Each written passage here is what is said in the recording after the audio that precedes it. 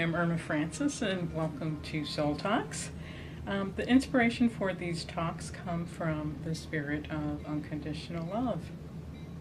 And I'm joined today by Reverend Ann Schmidt, who is the Minister for Center for Spiritual Evolution. Good morning, afternoon. Good afternoon. Just a brief outline. Reverend Ann founded the Center for Spiritual Evolution to minister and teach religious science in her community. Her decision to pioneer the church came from her deep conviction of the importance to all of establishing a personal connection with God, divine presence, to be found within all of us. So I was thinking it might be nice, Reverend Ann, if you could do a short meditation to kind of just bring in that spirit of unconditional love before. I think that's a great idea and a great way to start. So let's just begin by taking a moment to take a deep breath, and I invite anybody who is listening to do the same. Our breath is that, I think of it as that gateway to putting us into the immediate connection with the divine. So let's take 3 deep breaths, breathing through the nose, holding it just momentarily, and then letting it go. And once more, breathing in,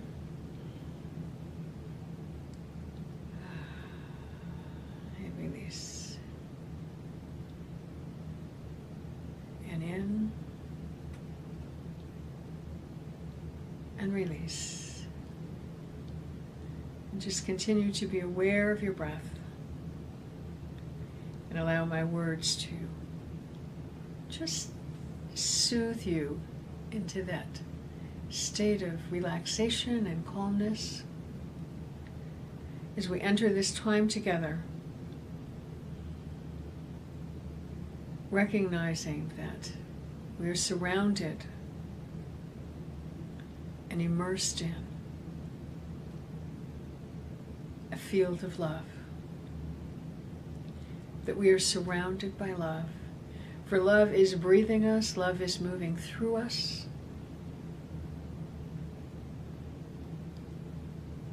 Love is coming in and love is coming out of us. For we are one with this divine quality that we call love. Loving kindness,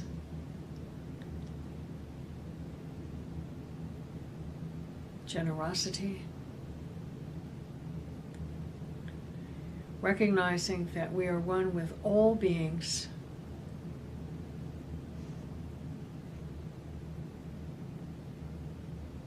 and we are surrounded by the energy of the divine, by that spirit of energy, which is love.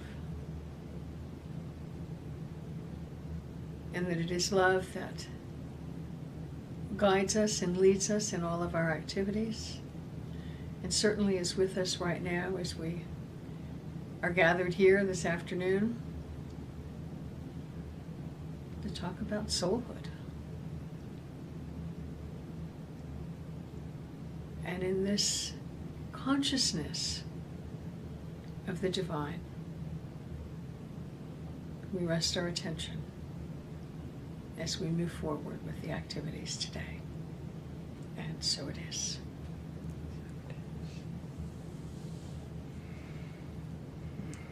Thank you, Reverend. You're very welcome. That was beautiful. So I thought it would be interesting to talk about what religious science is for somebody who maybe just be hearing that for the first time. Okay, and there are many who are just now discovering it. Right. Religious science was actually started not as a religion at all. It was started by Dr. Ernest Holmes back in, well, he started writing and studying, and his first writings, actually, his first book was like I think the first one was 1917, then he had one out in 1919. And then by the early 20s, he was teaching in California. But in terms of how it began and what it's based on, it actually is drawn from what we refer to as the give me a minute to remember now. The Transcendentalist movement, which was in the northeastern states of the United States, mostly around Massachusetts and through that whole section there. They often refer to the Concord lectures, and Concord, of course, was one of the hotspots where all of this was taking place. The Transcendentalist movement really was a little prior to Holmes, but it was the work that was done during that time which had a strong influence on him. Emerson, for instance. Much of the teaching of religious science came from the work of Emerson and also the work of Judge Thomas Troward, who was from England in about the same time frame. And religious science, as I say, was initially done as a philosophy. It was with the intention that people would still go to their regular houses of worship, and that this was a philosophy, a way of life, a way of being that would expand an individual, allowing them to create the kind of life that they could have, and that Holmes and others, I always refer to religious science as ancient wisdom, new thought, because for me it has its grounding in what I think of as ancient wisdom. And new thought is what we call it now. There's nothing new about it because it's been around for a long, long time. And it's truly also based on the teachings of Jesus. So if new thought isn't new, why do we call it new thought? Because it's a new way of looking at things. It is, when we have a new thought about something, then we will have a new experience. In religious science, we often say, change your thinking, change your life. And, get a new thought. But new thought is kind of a generic term that encompasses not only religious science, but also unity and divine science, all of which sprung up at around the same time. So new thought is really, you said it's really ancient wisdom. I think of it as ancient wisdom. It's based on a lot of the natural religion, nature, paganism. I mean, many of the ideas are not, it's not a pagan type of, I don't mean to say that at all, but it is based on that natural philosophy. And what did you ask me there? So when we bring new thought to ancient wisdom, that new thought actually isn't something that's kind of written down and recorded. It's an ever-evolving process. Absolutely. Which is what I love about it. If you look at the writings of Socrates and all of our ancient Greek philosophers. In fact, one of the things I like, I don't remember now if you were in that particular class or not, a class that I've done on the roots of religious science. No, I didn't. I'd like to take that. Yeah, it's a very interesting one because it does go back to the writings of the ancient Greeks and the philosophers. And many of their ideas are what have been included in what religious science is today. And many of those also are precursors to what we think of as Christianity. I mean, the concepts of loving your neighbor and not doing harm to others, and of there being one presence, one God, all of that follows along from generation to generation. And if you look at or read some of the ancient philosophers with that kind of an open mind, you'll see it there. So something that came to my mind, and I probably won't have the right wording for it, and I know that you will. A lot of the religious science new thought has to do with following a set of spiritual laws. Yes, and spiritual laws would be correct. Everything in the universe is based on a law. I mean, natural laws, the law of electricity, gravity, all of those laws. Spiritual law is no different. You put in a particular mindset or an action, and you are going to get a result that matches that. That's a law. The law of electricity has been around forever, but it wasn't until we understood it and knew what it could do that people became aware of it, that it was discovered. And today, all we have to do is flip a switch.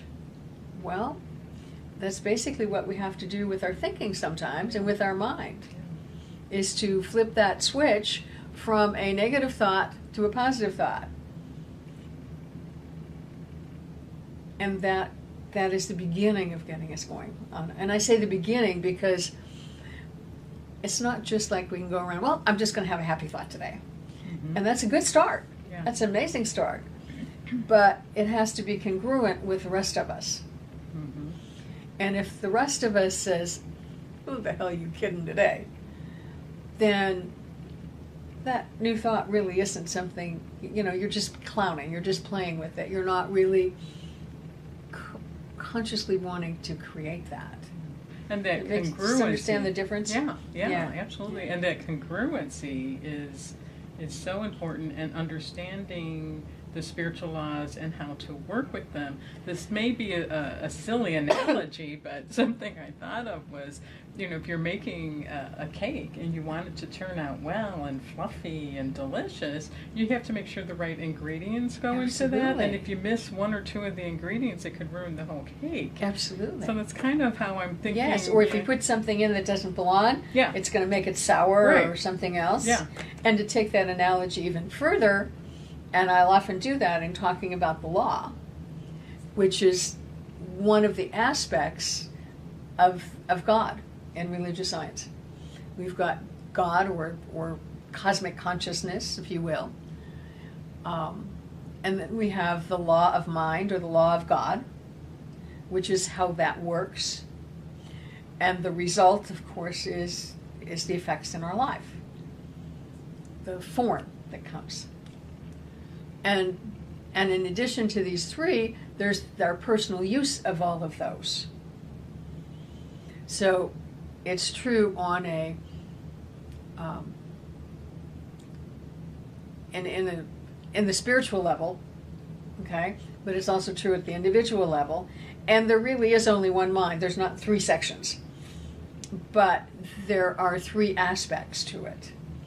So if we have an idea and we want to make a cake, we want to make a beautiful cake because it's somebody's birthday and it needs to taste perfect, and we get all the best ingredients. And then what do we do with that batter once we get it? It goes into a form. That form is what we often call a mental equivalent. And we can put it in a square pan, or you can put it in a round pan, or you can put it in a heart-shaped pan, or you can put it in a bundt pan. It's going to come out looking like exactly what style pan you put it in. Well, the same thing, and it was an excellent analogy. It's the same thing with our thoughts. If we want to create a different way of being or a different way of reacting to something, our thought about it and the way we hold that thought and the way we present that thought, is part of the form that we're giving it form.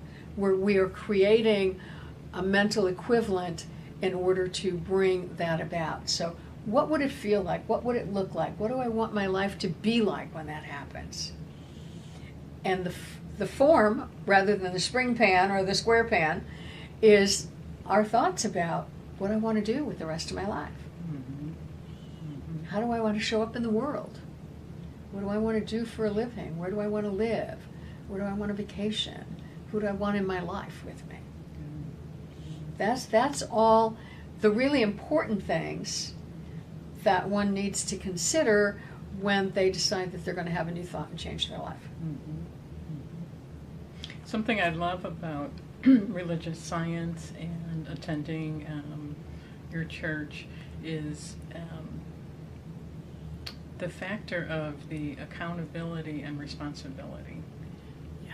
Personal accountability and responsibility. Yeah. And not kind of just not participating. It's our participation that Is what makes it happen for is you. what makes that Yeah. and creates that form and Absolutely. takes the form Absolutely. that kind of resonates with who we are on the level of soul, the level of our essence. Yeah, absolutely.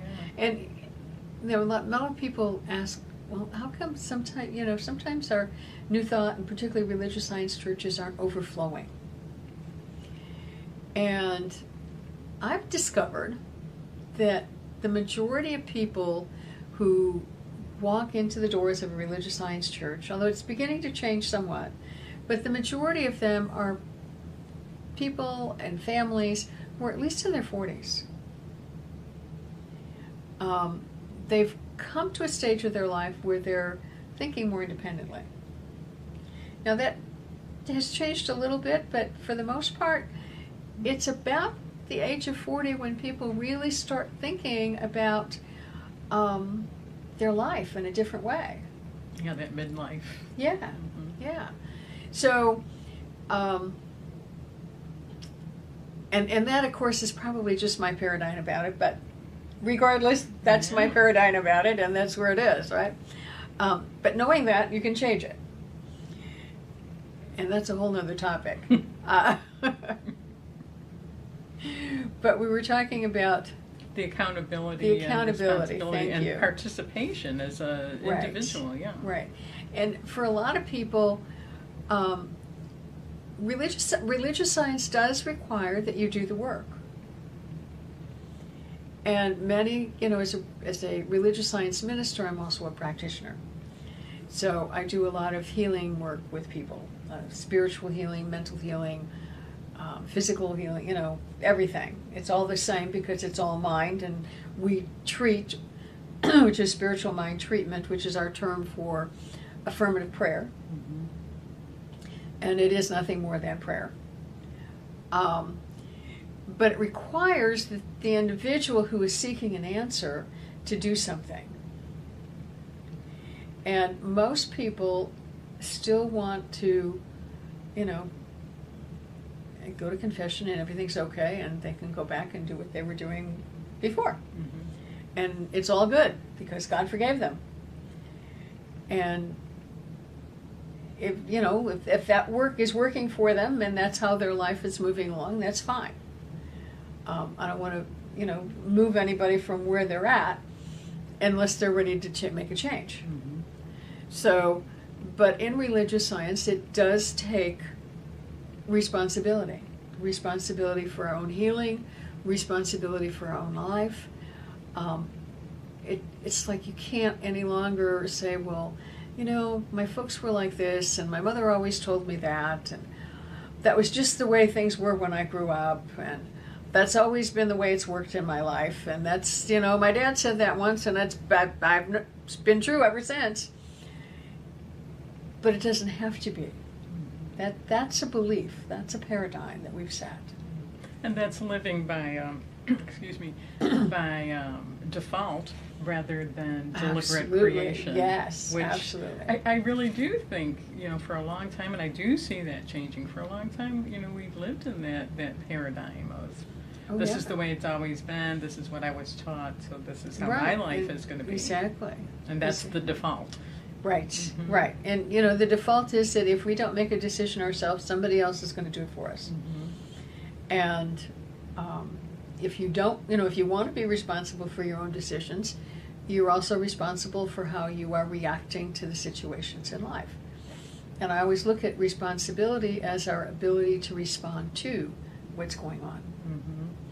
We can all be confronted with the same experience, and every individual is going to respond to that situation differently.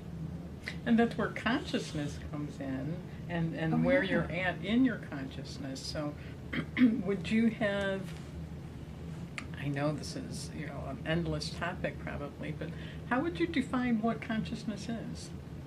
Mm. And, you know, we have different levels or different awarenesses of consciousness. Yes. Well, let me give it a stab. Yeah. Where is my book with this you know, glossary of consciousness? Consciousness is being conscious, is being aware. So our consciousness is our awareness of what's going on around us. Which gives us that ability to respond rather than react or become Right. victim or, Yes. yeah. And I think that a lot of people get stuck in what we always thought of as the ego. Hey, me, I'm that, you know, the ego. But that's not truly the ego. The ego is really there to protect us. It's part of us that we couldn't do without. But the personality ego that sometimes gets in there is the, you know, strong force. But consciousness is what we are being conscious of in our life. And spiritual consciousness is when happens when we begin to be spiritually aware that there's something greater than I. And you see this even in children, little babies. When they're first coming into the world, they're aware of their connection. They're aware of what's going on in life. They're amazed at their skin. You know, you have a little grandson, you know what that's like. They're amazed at the body and, you know, all these things that are out there that are separate from them. And that's what happens when we first come into life. And over time, I think, when we develop spiritually, we become aware that everything that's happening out here in our life really is something that was inside, and it's being expressed in this world of form. And for me, that's, and this is getting very esoteric, I'm sure, but since I started opening my mouth, that's what happens in this third-dimensional physical reality, this third-dimensional planet, is creating form. And I think that's one of the reasons we're here, to learn how to create. Yeah. And to be co-creators, because it's Source working in a partnership with Source to co-create. Yes, yeah, and I think of Source or God as being everything. So there's no separation between us and Source.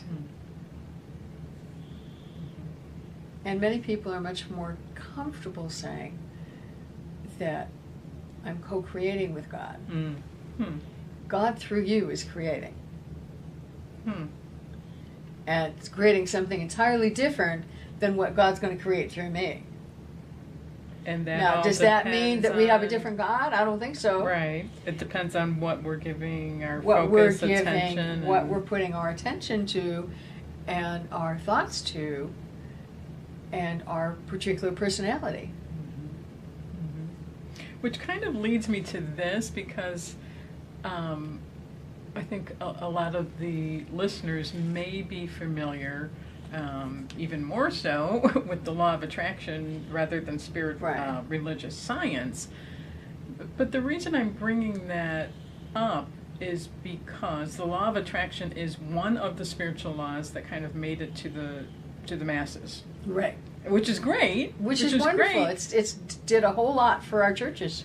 But- Because many of our ministers in religious science were part of that moving. Yeah, but there are over 100 different spiritual laws. The yes. law of love, the law of one, But they're the all law the of same. harmony, but they're all the same. They're all the same.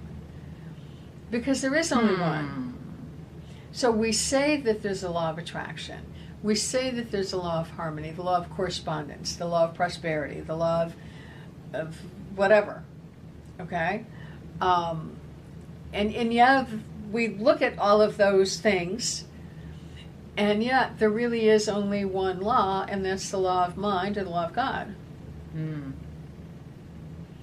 And there are different aspects of it. Hmm. Hmm. Well, that's a important distinction. Yeah, well, yeah, I think so. Yeah. And I don't know that and nothing against The Secret and No. the law of attraction, nothing against that at no. all, but No. I don't know, they may have covered that distinction, I don't think they really did. because that's a pretty Um, important distinction.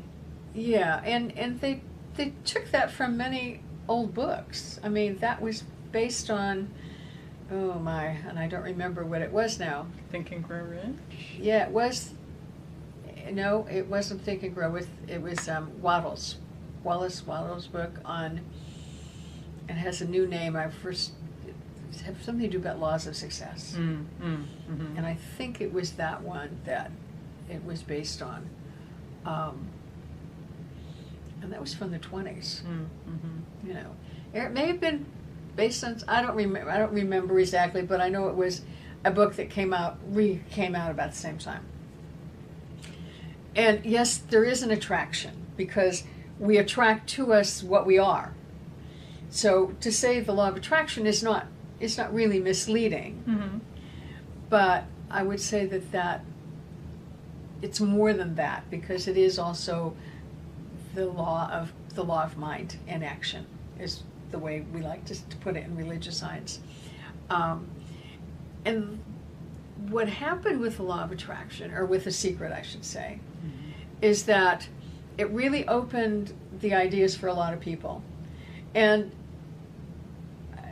things like Oprah had begun to open minds already, Mm-hmm.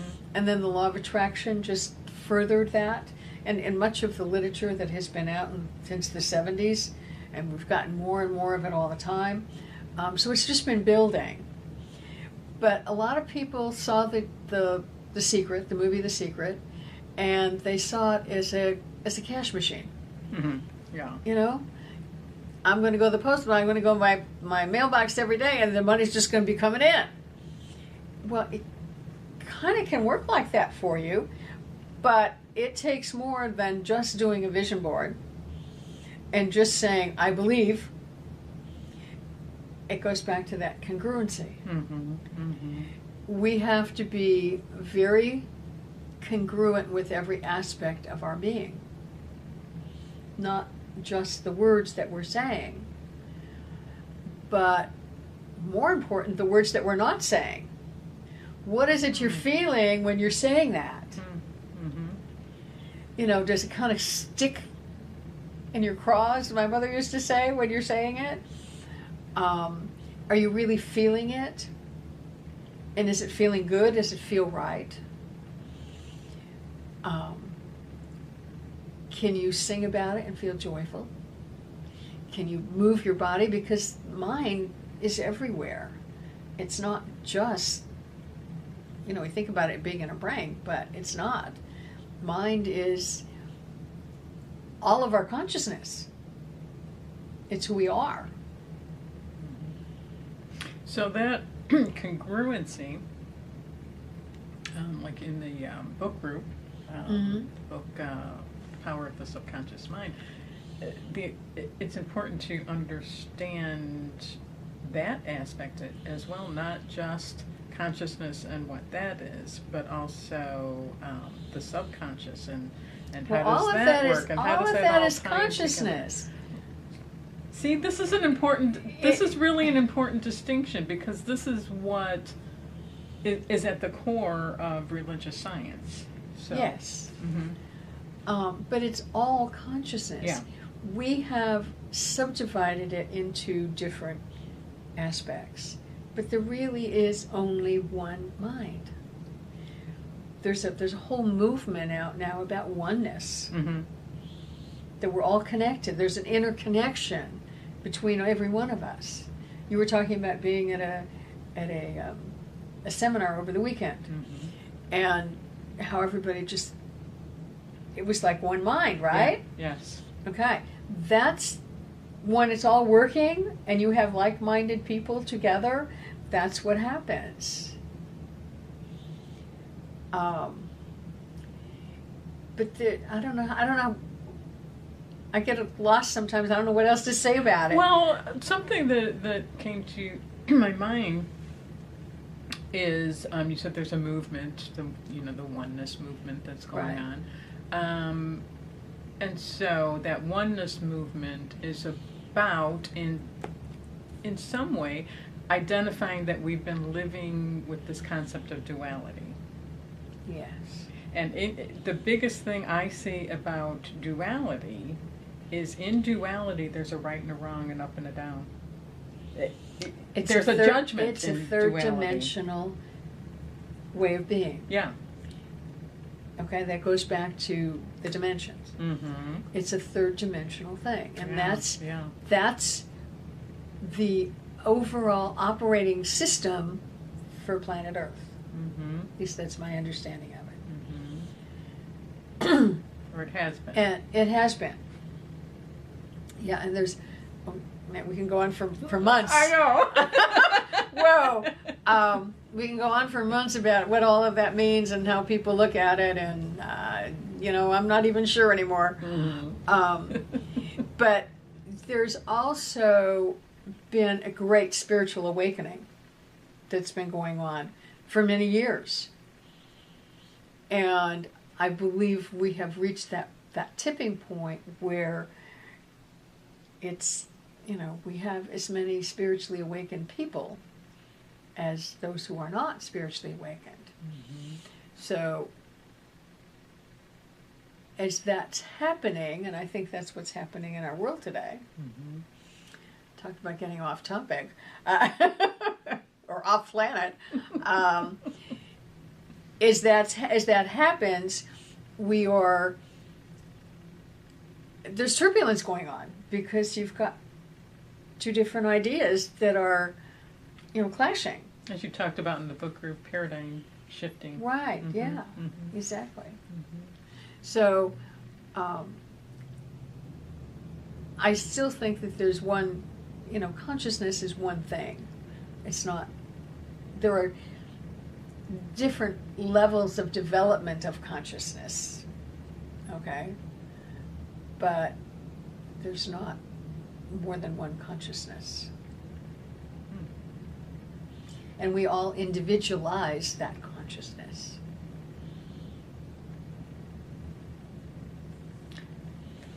So the clearer you can become on that there's there is one consciousness, the clearer you can become on with that, the more you can,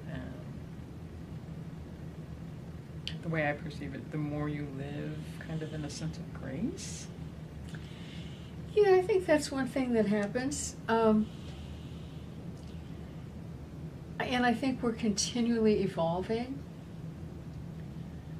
And as we do, and I think we go through levels where we're feeling more, we're feeling, or we have evolved to a new level, and then we kind of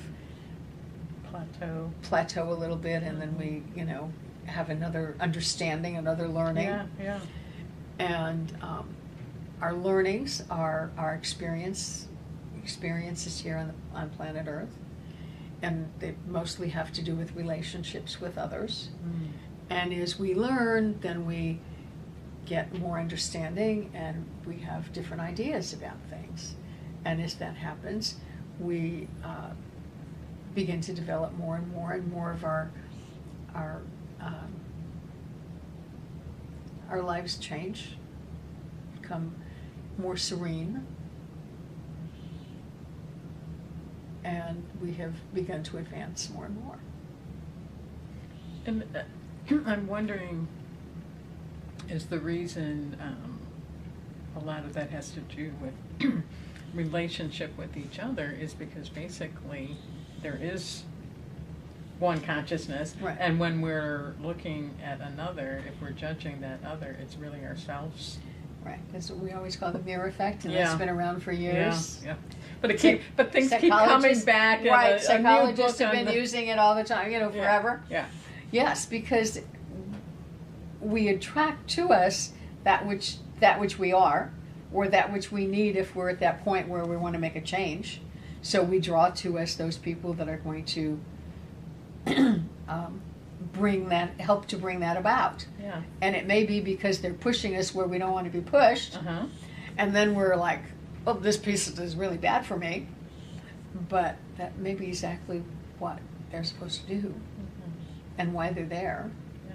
So even if something feels so-called negative or an experience you don't want to be having, you wouldn't be having that experience if with another person if it wasn't in you. And so they're kind of the messenger, and they're there in a way, if it's feels like a negative experience, to help you clean that out, to help you move that out. Exactly. Yeah. So Yeah. that you can become a clearer channel to that one consciousness. Absolutely. I think so. Yeah. Yeah. You got it. Lesson's over. Now you can move on to the next. But I think it's never ending too. Yeah. Yeah. You know. Yeah. Wonderful. And that's what I think that's probably what you refer to as soulhood. Mm-hmm. Yes, it is. Is as we are developing our consciousness and becoming better and better beings, we finally reach that place of the absolute. And I do think because we are living longer and healthier lives, we actually are being given more of an opportunity to reach that place of soulhood. And maybe up till now, the majority kind of have went through the development stages of a human being, and that last stage being adulthood, and the maturity and the responsibilities that come with adulthood. Mm-hmm. But I think because we're living longer, healthier lives, it's giving us an opportunity to move into what I'm calling soulhood. And Yes. yeah. Yeah, I like that idea. Yeah. And I also think that the living longer lives somehow may be related to the concept that that time is speeding up. That there's been talk for years about a shift coming. Mm-hmm. Mm-hmm. And with that is this idea of time speeding up. Time is going faster, and if you look at spirals and the way all of that works, they're just moving faster and faster. Mm-hmm. And I think that there's some kind of a connection with that. Yeah. As you're saying that, I'm wondering, is it that time is moving faster, or are we shifting into those higher dimensions of third, fourth, fifth dimensions, where what we have been identifying as time no longer will exist? Oh, And that's why it yes. appears or feels like time is Right. moving faster, but Right. maybe that old concept of time is leaving. And from that And it place, could be both. It could be both. It could be both. Yeah. But I do think there is that expansion happening. Yeah. Yeah. And we are moving into a higher frequency. Because you would know a lot better than me, but isn't that where Jesus did his healing from, those higher dimensions? I think so. Where it was already done? He was, connected to the absolute? Well, yes, he was. He knew that healing was already available. I always like to say that if you have a desire for something, it's already yours. And if we just look at the word desire, we can recognize that. D-E, Yeah. meaning of, and sire, the Father. So it's coming from the Father. We wouldn't have the idea for anything unless it already existed. We could not possibly have the idea for something unless it already existed. And all of our inventors, from Emerson and, not Emerson, Thomas Edison? Thomas Edison, but there was another one I was thinking about. Anyway, every one of them. Their ideas came from where? Maybe you were thinking of Einstein? Einstein, thank you. Yes. But their ideas came from their mind, but most of them didn't get their ideas consciously. They had a sense of something, but it came through them. It wasn't there, but it came through them. And everything has to come through us. So it wasn't necessarily something they learned from a school book? Absolutely not.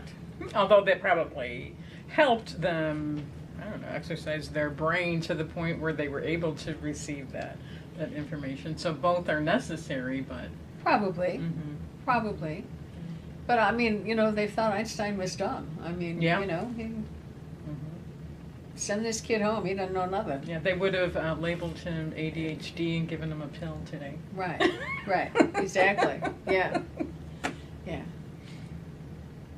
So, yeah, it comes through us, the information always.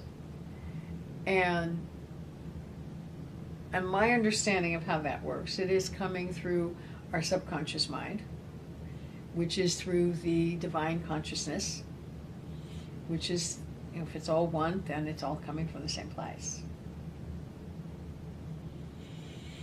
So what keeps you inspired and motivated to do the work you do and to be the minister of the Center for Spiritual Evolution? What keeps you inspired and motivated towards doing that? I think I would have to say it's the teaching of it and the sharing it with others and seeing that light bulb go off in people's minds and people's lives. And frustrating when you see people at the brink of it and they just freeze, But in helping people to change their lives, because that's what happens as they begin to be exposed and absorbed in the understanding, their lives get better and they're doing new things. And then just to see that spark, that light, when it comes, it's just amazing. And to think that, you helped to strike that match for them. And hence the name of the church, Right. Center for Spiritual Evolution, because Right. that's what you're kind of the midwife to. By In a ministering, sense, yeah. absolutely, yeah. And one of the things you had said that you might want to be asking me about was how the name came about. Yeah. And I did come up with that. As I recall, I came up with that myself. But then who knows where we're drawing things from, right? And it has to do with evolution, because we are always evolving. We're never the same. You can't step into the same river twice, because it's changing and you're changing.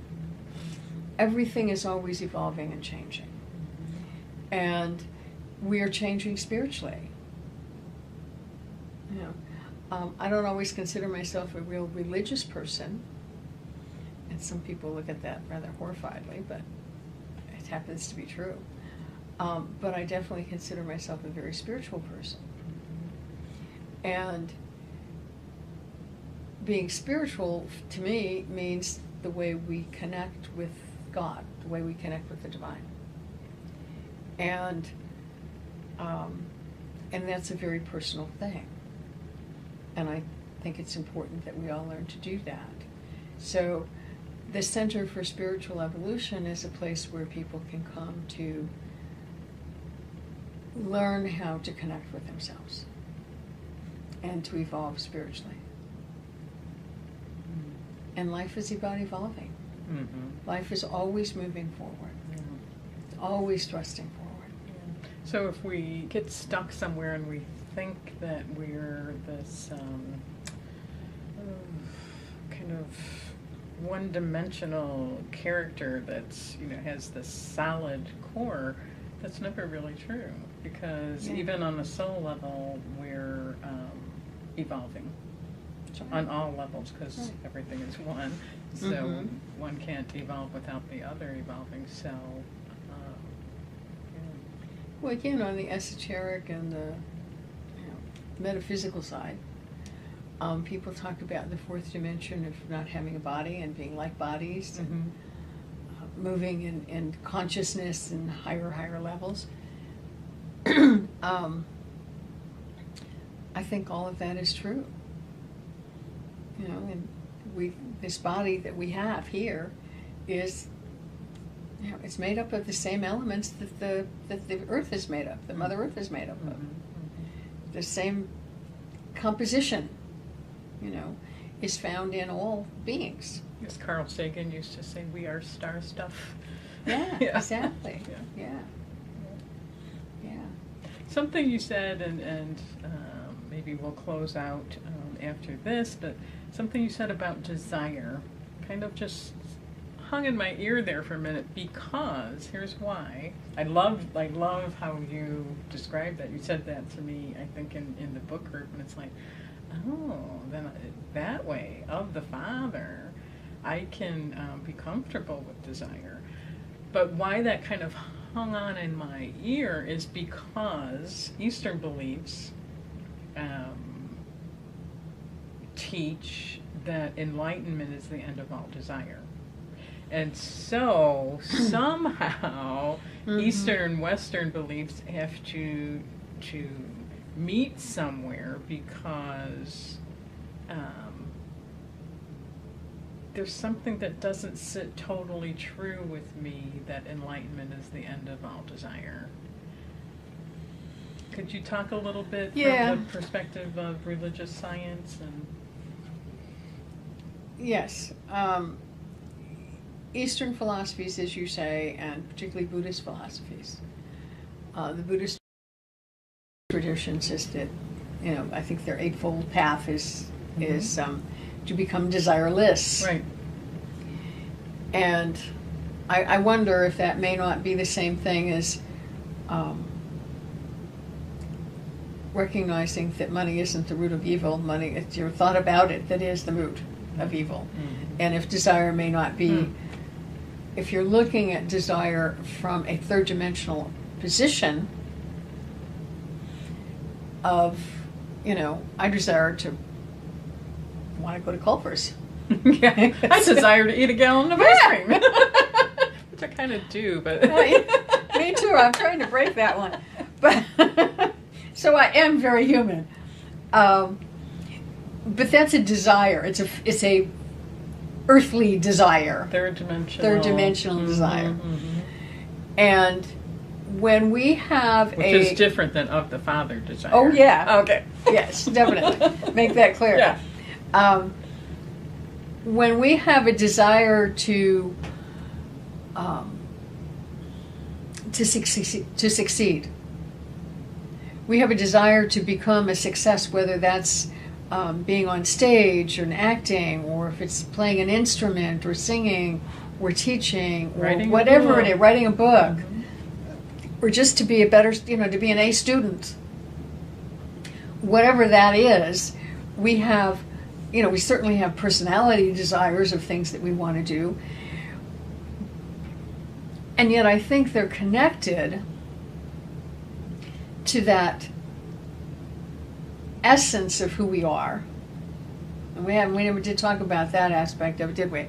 The essence or the spirit of who we are, which is our true nature and our true beingness. That is what is absolutely one with the Father, which is absolutely, in my understanding, it is that spiritual side of us, the spirit of us, that what we often call soul. And then as an aside, Ernest Holmes uses the word soul as the subconscious or the law, because it responds to what it's given, or the subjective. And I don't mean soul in that way, but in the popular sense of the word soul, as he's a good soul, we're really referring to that essence of the individual or the spirit of them.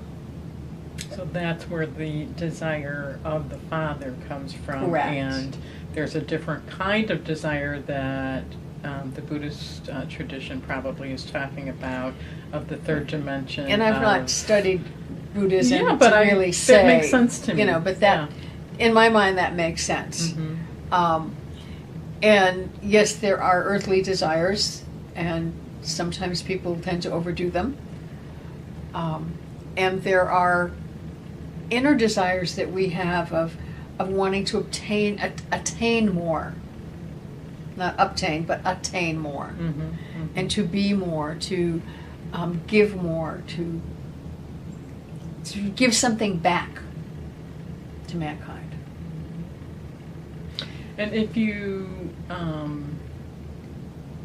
indulge in those earthly desires to the point of dismissing or pushing in the back seat the essence of you, that's where it becomes a problem.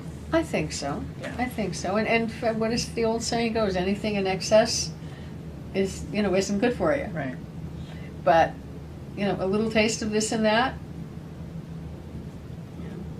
Everything in balance. Everything in balance, and in moderation. So is there anything you want to add that if somebody was coming to this video and becoming aware of religious science and the Center for Spiritual Evolution for the first time, is there anything you would want to tell them as far as what they would receive maybe by attending the services? Or however you would want to put that. I think that if when somebody begins to awaken to their own spirituality, to their own sense of self, and they're seeking something that they're not finding through another religious avenue, that's the time when they're ready to come to a religious science church. And what they're going to find, in my belief, is that they're going to find a church service that's not so different than any other church service in terms of the different aspects of it, music and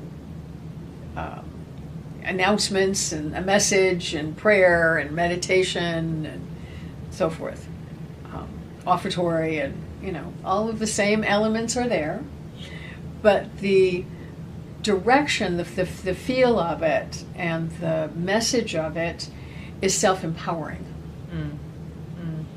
You're not there because you're a lowly person and you shouldn't be getting out of the, whatever. And you need saving. And you need, right, you don't need saving. But if you've woken up and you want something more, then we're there to support you. I always shudder when people come in for the first time with their Bibles in their hand, because I'm like, oh man, I'm waiting for it today. And it really is funny because nothing ever happens, but every once in a while somebody just is, and I wonder sometimes, why did they come? If, they knew this was different. And many of them came from the college when they do a world religion class. And although we don't get as many anymore, once the Blue Lotus Temple, the Buddhist temple opened, and they want to find something different, they'll go there. We're too normal right now. If they want something really different, though, there's a Muslim community in the McHenry County area, and there's the Buddhist temple, and there's lots of variety.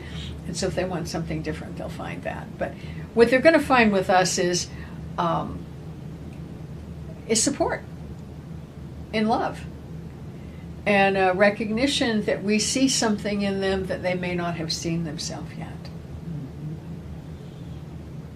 And we provide the tools to help them achieve those goals. The tools to take it to the next step. So, and to become more. Yeah, so it doesn't stop with the end of the service. You're giving them tools that they can take home with them and continue to apply in their lives. I try to have something in the service every week that gives them something to take home, a take-home piece that they can use when they get home. And then, of course, we do offer classes and workshops on occasion on a Sunday, and social activities and connection. Community, right. I mean, when people first start getting into metaphysics, and that's what this is, metaphysical, meaning above the physical, looking beyond the physical layer for what's going on. And, when we talk about the planets and the dimensions, the same thing. We're going beyond the physical Earth plane. So, and when we do that, and we begin to change, particularly if we had always been, of a different religious calling or a different conviction, and we start to change, and we're changing our ideas, then the people around us get very nervous. And sometimes we end up losing family and friends, or it causes a rift. Because you're challenging that status Because it's, quo. And we try to, encompass the family. But it really depends upon the individual and how much they are wanting to bring their other friends along with them. And it's not that religious science opposes the Bible. It just is absolutely. interpreted metaphysically. Yes. We definitely do not oppose the Bible. And I will often quote from it. I don't ask me to sit and quote you Bible, verse and Right. whatever, because that's not going to happen. But we don't ignore it. In fact, the next class I have coming up is on metaphysical Bible. We do look at it differently. Yeah. We don't take the words literally. We look at what the origin of those words had been, and how it was used at the time it was written, and how many people have transcribed it since then. And we really look into it to find the truth that's behind that.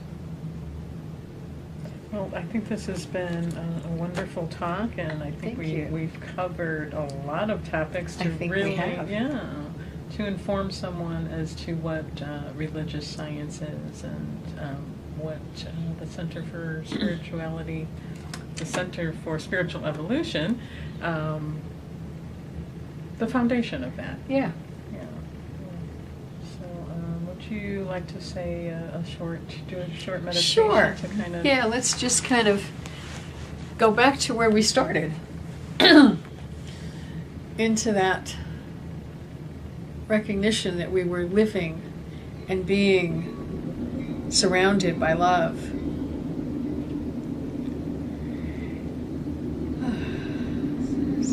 Just take a moment to fall into that place of centeredness, as I like to call it.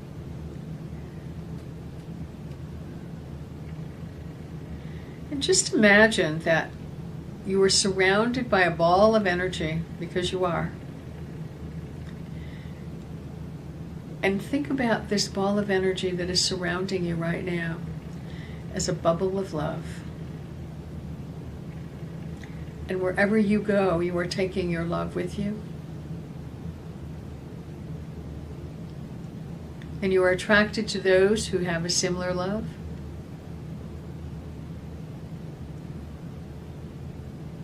And as you move about your business this afternoon, this week, in the days ahead, just imagine yourself surrounded by a circle of love.